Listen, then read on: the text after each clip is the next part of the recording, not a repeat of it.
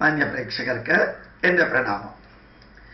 വളരെ രസകരമായിട്ടുള്ള കുറേ കാര്യങ്ങൾ കേരളത്തിൽ നടക്കുന്നതായിട്ട് ഇപ്പം കാണുന്നുണ്ട്.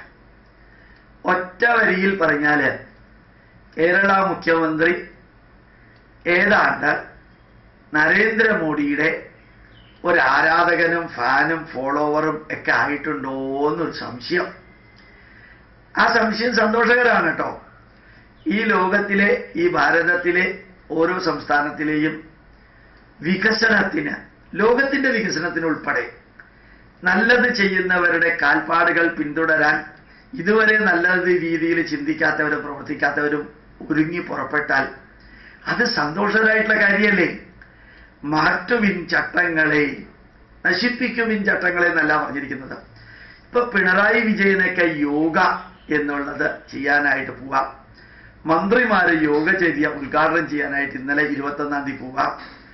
ഈ യോഗയെ വട്ടാണെന്ന് പറഞ്ഞ് എതിർത്തവരെ ചേതനാ യോഗ എന്ന് പറഞ്ഞ മതേതര യോഗ ഉണ്ടാക്കുക.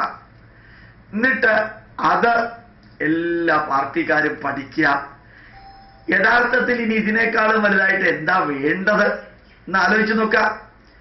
ശരിക്ക് മോഡിയുടെ ഒരു ആരാധകനെ പോലെ ആയിരിക്കുന്നു, ഫോളോവറെ പോലെ ആയിരിക്കുന്നു പിണറായി വിജയൻ എന്നുള്ളത് വസ്തുതാപരമായിട്ടൊരു കാര്യമാണെന്ന് പലപ്പോഴും തോന്നുന്നു. കേരളത്തിലെ വികസനം ഗുജറാത്തിന്റെ മാതൃകയിലാക്കണമെന്ന് പറയേണ്ടായി. ഈ കേന്ദ്രവുമായിട്ട് 100% സഹകരിച്ച് പ്രവർത്തിക്കും എന്ന് അദ്ദേഹം പറയേണ്ടായി. മാത്രമല്ല, ഓരോ മന്ത്രിമാരെയും ഡൽഹിയിൽ പോളിറ്റ് ബ്യൂറോ മീറ്റിംഗ് എന്ന പേരിൽ ഡൽഹി പോയിട്ട് കണ്ട് അവരുമായിട്ട് ഷെയ്ക്ക് ഹാൻഡ് കൊടുത്ത് മോഡിയും ഒബാമയും ഇരിക്കുന്ന മാതിരിയാണ് മോഡിയും പിണറായി വിജയനും ഇരിക്കുന്നത്. എന്നിട്ട് കേരളത്തിന്റെ കാര്യങ്ങൾക്ക് എല്ലാം വളരെ ഭംഗിയായിട്ട് റിക്വസ്റ്റ് ചെയ്യാം, അവിടെ നിന്ന് വളരെ ഭംഗിയായിട്ട് കാര്യങ്ങൾ ലഭ്യമാക്കുക. ഒരു കാരണവശാലും കോൺഫ്ലിക്റ്റിന് ഇല്ല എന്ന് പറയുക.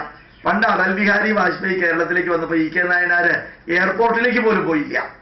പകരം ഇവിടെ നിന്നൊരു മുഖ്യമന്ത്രി അവിടെ ചെന്ന് മോഡിയെ ചെന്ന് കാണാം. അങ്ങേരാണെങ്കിൽ ഇത് വീട് മാതിരി നോക്കിക്കോളാനും കാണാനും പറയുക. ചുരുക്കത്തില് ഒരു അസാധാരണ മാറ്റം. ഗുജറാത്തിലെ കേസ് അന്വേഷിച്ച ബെഹ്റയെ പിടിച്ച് ഇവിടെ ചീഫാക്കുക.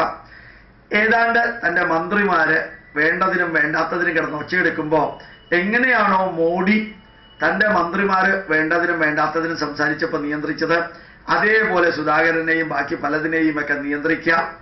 ആവശ്യമില്ലാത്തത് വിളിച്ചു പറയരുതെന്ന് പറയുക.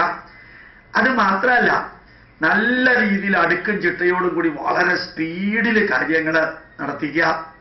കേന്ദ്രമന്ത്രിമാരുമായിട്ട് നല്ല രീതിയിൽ ഇരുന്ന് ചർച്ച ചെയ്യുക. കേരളത്തിലായാലും അവിടെയായാലും കേരളത്തിന്റെ വികസനത്തിന് കേന്ദ്രം എന്തൊക്കെ പറഞ്ഞിട്ടുണ്ടോ അതെല്ലാം അടിമുടി നടപ്പാക്കുക. ഇങ്ങനെ ഒരു കോൺഫ്ലിക്റ്റും കോൺട്രഡിക്ഷനും ഫൈറ്റിങ്ങും ഇല്ലാതെ സഹനാവവതു സഹനൗ പുനക്തു സഹവീര്യം കരവാവഹൈ തേജസ്വിനാവധീതമസ്തു എന്ന് പറയുന്ന പോലെ മാ വിദ്വിഷാവഹൈ, ഒരുമിച്ച് പ്രവർത്തിക്കാം, കർമ്മബലം ഒരുമിച്ച് അനുഭവിക്കാം, ഒരുമിച്ച് കാര്യപരിപാടികളിൽ പങ്കെടുക്കാം, എന്നിട്ട് തേജസ്വികളാവുക. ഒരു മാ വിദ്വിഷാവഹൈ, വിദ്വേഷമില്ലാത്ത ഒരവസ്ഥ ഉണ്ടാക്കാം. എല്ലാത്തിനും GST സപ്പോർട്ട് ചെയ്യാം, എല്ലാ നല്ല കാര്യങ്ങൾക്ക് സപ്പോർട്ട് ചെയ്യുമെന്ന് അറിയിക്കാം. ഇങ്ങനെ ഒരു സഹകരണ മനോഭാവം ഇത്രയും കാലം കോൺഫ്ലിക്റ്റും അതുപോലെ തന്നെ BJPയെയും മോഡിയെയും കൊലയാളി കൊലപാതകി എന്നെല്ലാം പറഞ്ഞ് എതിർത്തിരുന്നപ്പോ ഇപ്പൊ പിണറായി വിജയൻ മോഡിയെയും BJPയും എതിർക്കണില്ല, RSSനെ എതിർക്കുന്നുണ്ട്. അത് ചെയ്തോട്ടെ. ഇപ്പൊ ഇവരെ എതിർക്കാതെ ഒരു സഹകരണത്തിന്റെ പന്താവിലൂടെ പോവാ. എന്തൊരു മാറ്റ! ശരിക്ക് ത്യാഗരാജ ഭാഗവതർ പറഞ്ഞതുപോലെ അന്തരോ മഹാനുഭാവതും എന്നെനിക്ക് തോന്നി തുടങ്ങാൻ നന്നായി സന്തോഷമുണ്ട്. നല്ല രീതിയിൽ നമ്മുടെ സംസ്ഥാനത്തെ വളർത്താൻ ഈ 5 വർഷം പിണറായി വിജയന് സാധിക്കട്ടെ. മാതൃഭൂമി ഒരു കാർട്ടൂൺ വരയ്ക്കേണ്ടായി. VS അച്യുതാനന്ദനെ പതുക്കെ ഒതുക്കി. ഒരു തരത്തിൽ സന്തോഷമുണ്ട്. അച്യുതാനന്ദനോട് ബഹുമാനം ഇല്ലാത്തത് കൊണ്ടൊന്നുമല്ല, 92 വർഷമായിട്ട് പിന്നെയും മുഖ്യമന്ത്രി ആവണമെന്ന് പറഞ്ഞ് നടക്കുന്നൊരു മനുഷ്യൻ. അവനവന്റെ പരിമിതിയെക്കുറിച്ച് അറിയണ്ടേ? കയ്യും കാലും പോലും നിവർത്താൻ പറ്റാതിരിക്കുന്ന ആള് ഒരു പേപ്പർ എഴുതി കൊടുത്താൽ വായിക്കണമെങ്കിൽ എന്ത് കഷ്ടപ്പെടുന്നൊരു മനുഷ്യനെ പിടിച്ച് 5 വർഷം മുഖ്യമന്ത്രി ആക്കിയിരുന്നെങ്കിൽ നമ്മുടെ അവസ്ഥ എന്താ? അങ്ങേരെ പതുക്കെ പതുക്കെ പതുക്കെ ഒതുക്കി. എന്നിട്ട് മാതൃഭൂമിയിലെ കാർട്ടൂൺ ഇങ്ങനെയാണ്. ഈ അച്യുതാനന്ദനോട് ഒരു മുറിയിൽ വിശ്രമിച്ചോളാൻ പറയാണ്. അവിടെ ഒരു കട്ടിലുണ്ട്, കട്ടിലൊരു പുതപ്പുണ്ട്. ആ പുതപ്പ് അതൊക്കെ എടുത്ത് നോക്കിയപ്പോ അതിൽ LK അദ്വാനിയാണ്. അതാണ് ഈ മാതൃഭൂമിയിലെ കാർട്ടൂൺ. എങ്ങനെയാണോ വളരെയധികം വയസ്സായിട്ടുള്ള LK അദ്വാനിക്ക് ഭാരതത്തിലെ പ്രധാനമന്ത്രിയായിട്ട് ഇത്ര സ്പീഡിൽ കാര്യങ്ങൾ ചെയ്യാൻ പറ്റില്ല എന്ന് BJPക്ക് മനസ്സിലായത്, അദ്ദേഹത്തിനെ പതുക്കെ മാറ്റി നിർത്തിയിട്ട് ചെയർമാനാക്കി. അത്ഭുതകരമായ വസ്തുത, അതേപോലെ അന്ന് അതിനെ എതിർത്തവര് ഇന്ന് അത് തന്നെ അവരുടെ പാർട്ടിയിൽ ചർച്ച ചെയ്തോ ചർച്ച ചെയ്യാതെയോ ചെയ്യുന്നു. കഴിഞ്ഞ കുറേ ദിവസങ്ങളായിട്ട് വ്യക്തമായിട്ട് പിണറായി വിജയൻ പറയുന്നുണ്ട്, അച്യുതാനന്ദന്റെ പൊസിഷനെ കുറിച്ചൊന്നും ഇപ്പൊ ചിന്തിക്കില്ല, അത് പിന്നീട് ആലോചിക്കാം.